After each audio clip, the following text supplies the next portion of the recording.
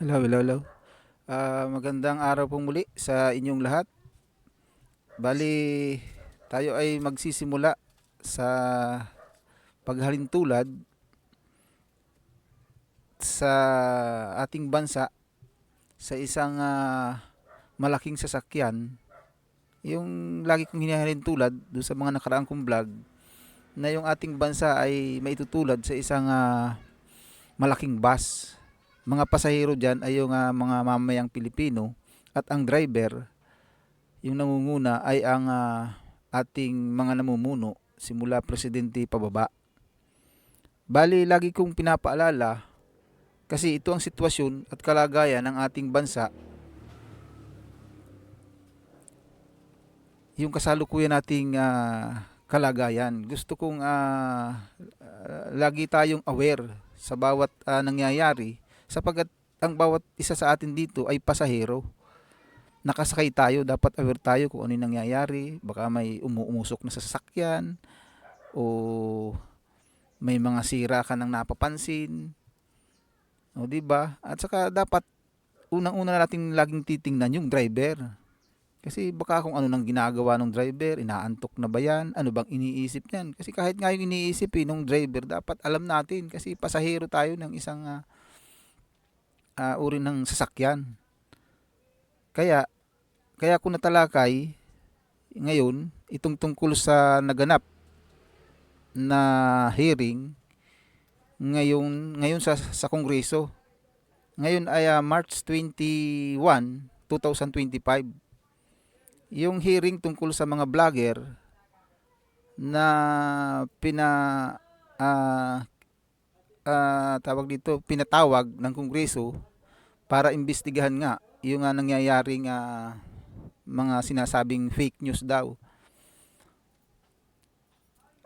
Ganito ang ating mapapanood sa nangyaring hearing sa Kongreso. Kasi hindi pauna ko ng salita, hindi talaga nagagamit ng tama yung tungkulin nila bilang isa sa mga driver ng sasakyan. Yung sasakyan, yun yung bansa natin.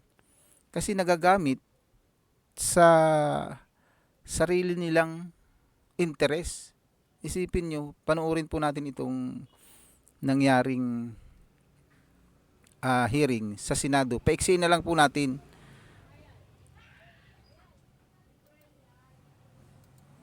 Ata pa. If you do not apologize right now, you listen. Yes, yes, Your Honor. If you do not apologize, I am going to make a motion to hold you in contempt. I apologize, sir. And tulad nga po ng sabi ko kanita, sa susunod po ay maghahanap na lang po muna tayo ng mga under Yun. oath. At Okay hindi daw, po ha? tayo magre-rely sa mga balita ng news. Salamat na- po. Okay po. Kaya fake Maliwanag po. news. Yun ang ibig sabihin non-fake news. Ito, tutuloy ko Maraming ha. salamat din po, Your Honor. Ito sinabi nyo, ikaw, ito, binanggit mo na ito ha. And this is something that you should apologize also. Anong sabi mo? Do not let these criminal forces twist reality to turn a strong, decisive leader into a monster. Now let me ask you, who are these criminal forces? Ms. MJ, please answer. Bali, ito ay dulo na nung nakaraang hearing. Bali, ito kasi ay hearing ng mga vlogger. Katulad ko na ito ay reaction video at opinion. Bali, itong pinatawag na ito ay reaction video rin at opinion ang content ng kanyang ginagawang pagbablog. Kaya ibig sabihin, ako ngayon, nagsasalita ako ngayon, pwede akong ipatawag ng Kongreso. Dahil sa sinasabi nilang fake news daw. Mga fake news, hindi ko naman sinasabi na maganda ang mga fake news o yung mga balitang hindi totoo. Pero paalala lang sa lahat, ang vlogging ay hindi, maaring nakakabalita ka dyan, pero hindi siya buong pagbabalita. ang vlogging, lalo na reaction at opinion lamang, yung kanyang content, ito ay buong bahagi ng malayang pagsasalita. Yun yung pinoproteksyonan ng ating konstitusyon, yung freedom of speech. Kaya itong ginagawang pagdinig sa Kongreso ay malinaw na sariling interest nila ito. Isipin nyo, panoorin pa natin ang mga susunod na nasasabihin dito sa hearing na ito. Tuloy ko lang itong kadugtong. Okay. I have this, kasi tulad ng sabi ko, ito po ay mga reaction at opinion ko lamang. Well, therefore At, you apologize because this is okay not po, true. sir. Okay, sir. I apologize. Okay, Mr. Chair, this is the second time that Miss MJ has apologized. I hope that next time, kayong mga vloggers, wag kayong magbibigay ng opinion lang, impression ninyo. Ibigay nyo yung katotohanan, may dokumento kayo. Sapagkat meron kaming documents to show Naiinsulto ko, I am insulted with your statement. Being the chairman of the Committee on Human Rights and one that's investigating, I am actually insulted with your statement. Tingnan niyo po mga kababayan, yung nangyari nga hearing, di ba ito ay personal na niya itong, pang personal na yung pagdadrive niya sa ating bansa, sa ating nasasakyan, yung sinasabi kong paghahalintulad, ginagamit niya yung pagiging congressman niya para dun sa kanyang damdamin dahil sumalungat dun sa opinion ng isa. Isipin niyo yan. At saka yung mapapanood pa natin, tingnan nyo, napilitan siyang mag-apologize dahil tinatakot na iko-contempt. Isipin nyo, ang ginawa sa babaeng ito. Tinatakot siya na iko-contempt. Kung hindi mag-apologize, di agad-agad nag-apologize. Walang kapatlang-patlang. Pagsalita niya na mag-apologize ka kasi iko-contempt kita, apologize agad siya kasi natatakot. Ganito na ba talaga ang ating mga namumuno? Ito, ako'y nagsasalita ngayon dito. Mali itong ginagawa ko rin. Dahil pinapahayag ko yung damdamin ko sa nakikita kong balita. O sa extreme media. Kahit extreme media o social media yan, tayo ang bahalang magbalansi kung yan ay tama o hindi. May mga kaso naman na pwede nating i-file dun sa mga fake news. Hindi ko naman sinasabi na okay ang fake news. Pero yung ganitong opinion lang at ito ay sarili niyang nararamdaman. Halimbawa, nararamdaman ko ngayon. Ang nararamdaman ko ngayon, ginagamit ng mga namumuno sa atin yung kanilang kapangyarihan na ipinahiram natin, na pinagkatiwala sa kanila ng taong bayan. Ngayon masama ako ngayon kung ito ay makikita nila at marinig dahil salungat dun sa kanilang. Ito yung sinasabi ko na freedom of speech, napakalinaw, 100% freedom of speech. Ito ay isa sa nangungunang pinoprotektahan ng saligang batas ng Pilipinas. Tuloy pa natin ang maiksing kadugtong nitong bidyong ito.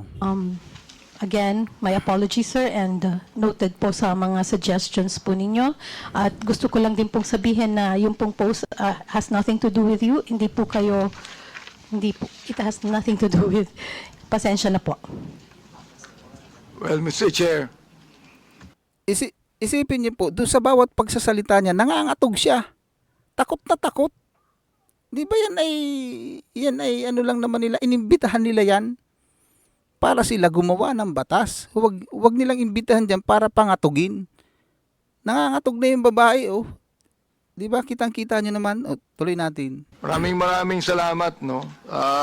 Yung binabanggit mong nothing to do with me, pero yung tinawag mong criminal forces, kasama kami dun ikaw naman, mag-isip naman kayo. Ang hirap nito, Mr. Chair, itong mga vloggers na iba, ito ang mga tanga Tatanga-tanga ang gobyerno. Mag-isip kayo. Isipin nyo, yun daw mga vlogger ang tatanga-tanga. may sinalita pa siya ang gobyerno. Hindi ba hindi ba nila alam na ang ginawa nung vlogger ay freedom of speech? Malayang pananalita ng damdamin ng isang tao o ang mga namamasdan niya. Kaya ito'y malinaw na hindi ito sinabi niya opinion. Sinabi nung babae, opinion lang niya 'yon at ang pinagbasihan niya ay nasa social media. Nasa extreme media. Ngayon sumalungat dun sa damdamin nung isang congressman.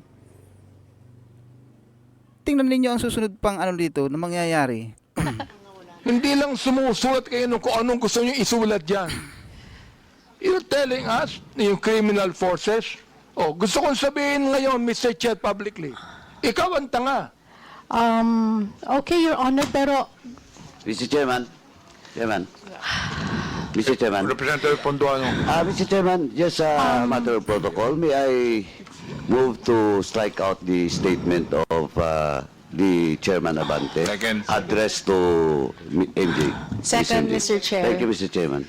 Any objection? There being none, the uttered words is stricken off. Tingnan nyo mga kababayan. Yung sinabi ng congressman, pinaalis, 'di ba, sa record. Tapos pumayag naman yung sinang-ayunan nung iba. Ibig sabihin, maling-mali na yung ginagawa nila. Ba't nila alisin? Record dyan eh.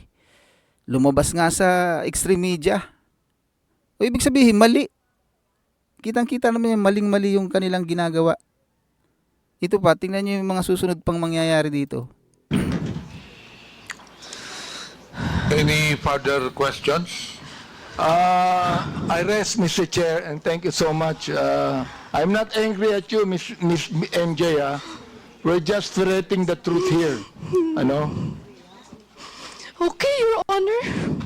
Pero again, hindi ko po alam kung saan niyo po nakukuha yung idea niyo na kayo yung criminal forces. Hindi po. Anyway, Ikaw again, ang Isipin niyo mga kababayan. Takot na takot yung vlogger na iniimbestigahan dito. At saka yung kanina, isipin niyo yung kaninang sinabi, kailangan pa raw na tawag dito, nalimutan ko kanina, kailangan pa daw na magkaroon ng My goodness.